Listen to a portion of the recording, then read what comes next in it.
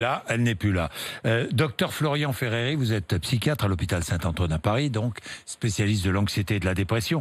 Il ne faut pas que cette phobie, cette peur de sortir s'installe.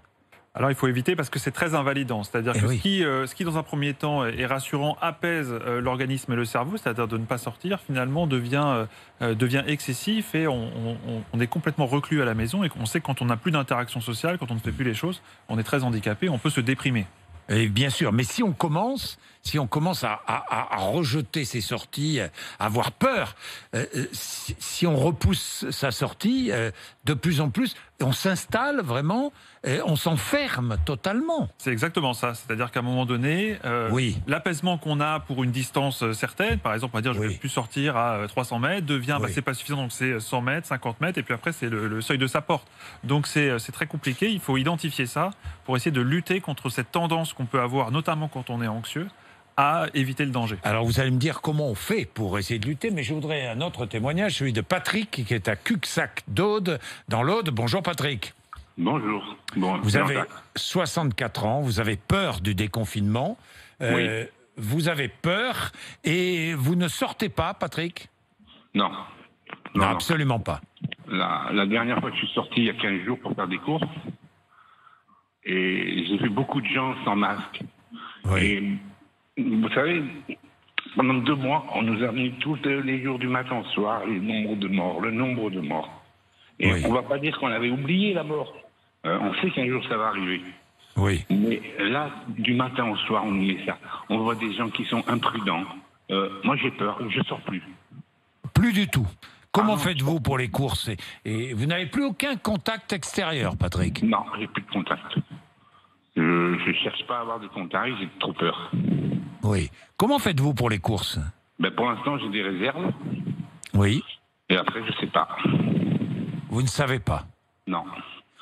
Docteur Florian Ferreri, vous entendez, Patrick? J'entends, c'est une grande souffrance. Moi, on comprend la logique, en tout cas. Il y a un danger, on évite de se confronter, et surtout quand il y a un danger auquel on se sent impuissant, vulnérable. Quand on se sent impuissant à quelque chose, on est hyper vigilant à tous les signaux, aux informations, au nombre de morts, on va dire au catastrophisme qu'il peut y avoir, et on ne voit plus, on a du mal à peser le risque par rapport à la réalité. Alors que faire? Que faire contre ça? Alors, déjà, ce qui est bien, c'est de reconnaître que c'est peut-être un peu excessif et qu'on peut, on peut sortir avec des précautions, même si les autres ne les prennent pas, si on les prend soi-même, mais sans grand danger. Patrick, il pense pas ça, hein, Patrick? Ah non, moi je pense pas ça du tout.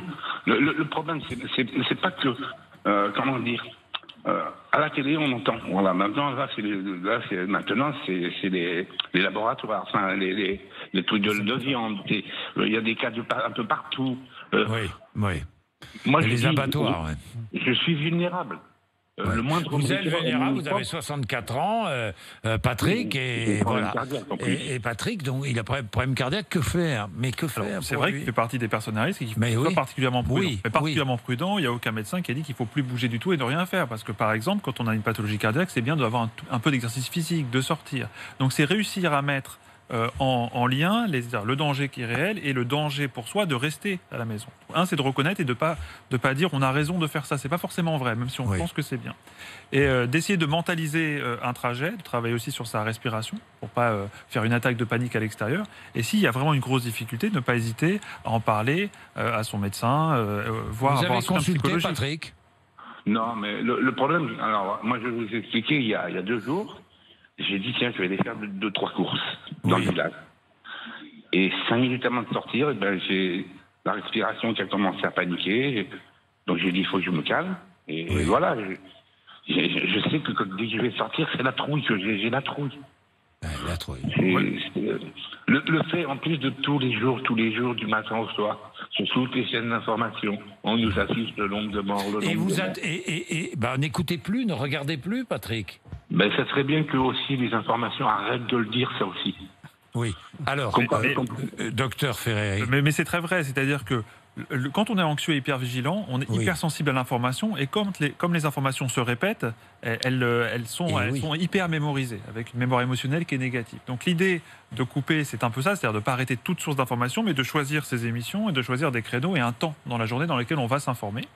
Et l'autre aspect, c'est comment, puisque j'ai été anxieux à l'idée de sortir la prochaine fois, comment je vais réguler un petit peu cette anxiété en travaillant sur la respiration. On a cette volonté de ne pas regarder l'information, mais on est en même temps attiré par cette information catastrophiste.